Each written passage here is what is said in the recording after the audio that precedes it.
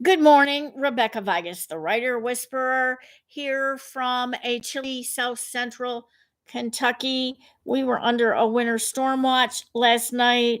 We were supposed to get an inch an hour between 1 a.m. and 5 a.m. At times, not all the time, but at times, we got about a half an inch of snow. We were supposed to get 1 to 3.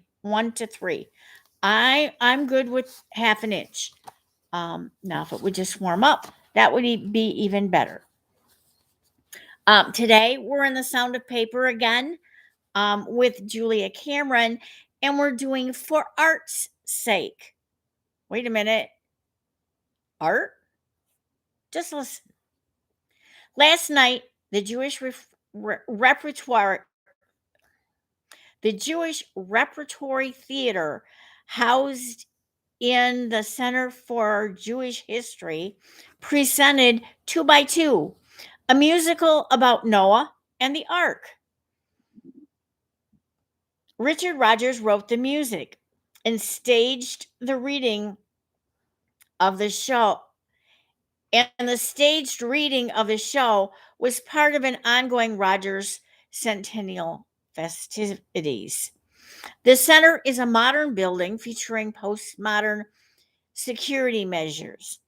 Pockets were emptied, purses were searched, bodies lightly brushed with a sensing device on the prowl for explosives in the wake of the rash of suicide bombers striking in Israel.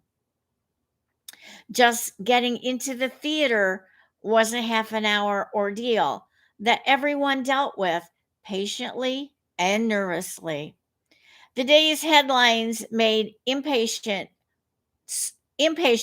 both naive and politically incorrect. At last, the play began. The cast was dressed in all black, and the stage was dressed in black too. The only color came from the words and the songs, and they were vibrant. The small show sprang to astounding life, and after only 4 days of rehearsals.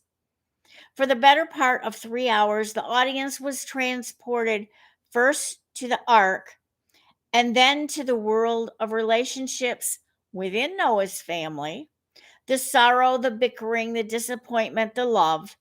The show's book was by Peter Stone, and it was a good one.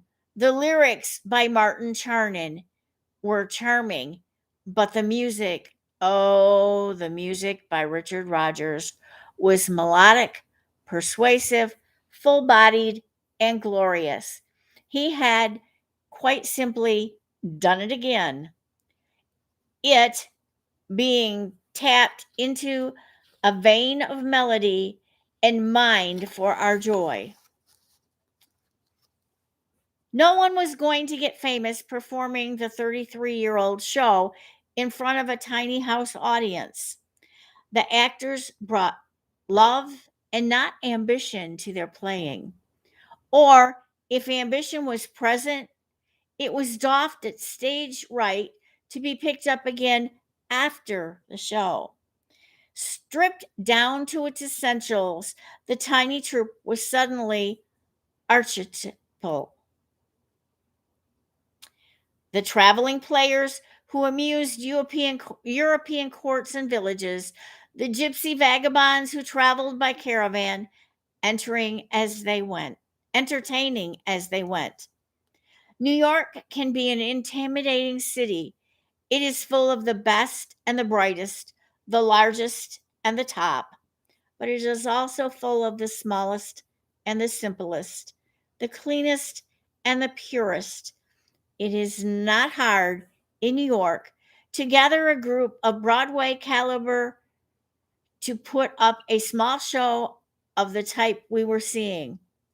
Broadway talent lives in New York, and it cannot always work on Broadway, so it works where it can. A friend of mine is a Broadway singer who lives in New York as casually and as fully as in a small village. He knows what's going on everywhere, and he gets to a startling amount of it. The other night, he attended not one, but two events. The first, a group of octogenarian actors reminiscing about their art. The second, an evening of song dedicated to the creator, dead for 30 years now.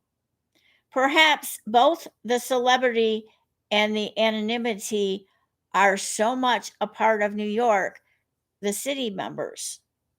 Streets are labeled for Duke Ellington, Edgar Allan Poe, Rogers and Hammerstein. Apartments bear plaques.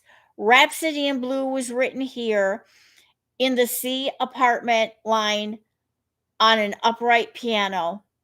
If New York is about making it, there is a dignity in New York to trying to make it, since trying is where the vast majority will end up. That had better be good enough. And it is. Okay, you're a writer. You are trying to write. You might even get your book published. If you're lucky, you'll win an award.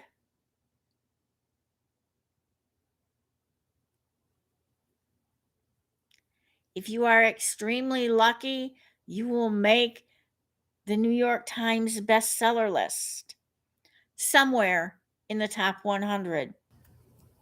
Because after the top 100, no one cares.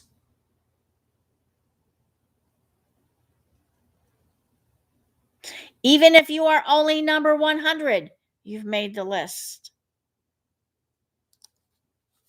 So, for art's sake, your prompt is to try this. Go to the five and dime. Five and dime. Call that the dollar store. Maybe Walmart, Hobby Lobby, Michael's. Those are the places you're going to need to go and acquire a scrapbook. Now is the time to cherish your art for art's sake. Add to your scrapbook any mementos you have gathered up. Take the time to write a short, longhand progress report. Date it and include it in your book. If you have a camera at hand, photograph yourself and your project in process. Here I am practicing my piano. Here we are at a rehearsal. This is my trusty typewriter. This lump of clay is the beginning of a sculpture. When we take time and attention to focus on our progress, we see that progress has been made. We add just a jot to our self-worth. Yes, we are working artists. So you're writing a book. Hey, take a picture that says chapter 1 and it's got all these pages. Rifle out the pages. Like a fan. Fan them out. You don't have to close up on any of them. Hold them next to your face and take a selfie. Email yourself the selfie and print it off so you can put it right in there. There's nothing wrong with that. Go to your flash drive, download it on there and take it into Walmart or someplace that has 1 hour photo and get it printed. It'll cost you maybe 6 to 10 cents, maybe 12. It won't cost that much. Flop it right in your scrapbook. Maybe you took a trip someplace and you want to remember different parts of it. Do that. Write right underneath the picture what it is. Put it on some fancy background paper. This is yours to create. This is your art, and it's finished when you're finished. When you've decided to stop cherishing the memories, which means you may end up with 4, 5, 6, 7, 8, 10, a dozen scrapbooks in your life. Kind of like you end up with dozens and dozens of morning pages. So get to your scrapbooking.